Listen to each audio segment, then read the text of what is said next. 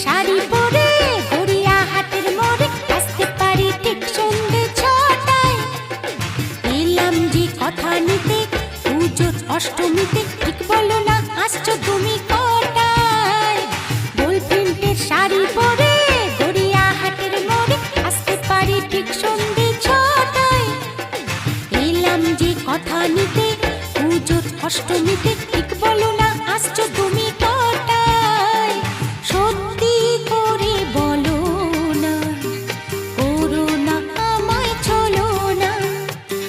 সত্যি করে বলো না, করো না আমায় ছলো না।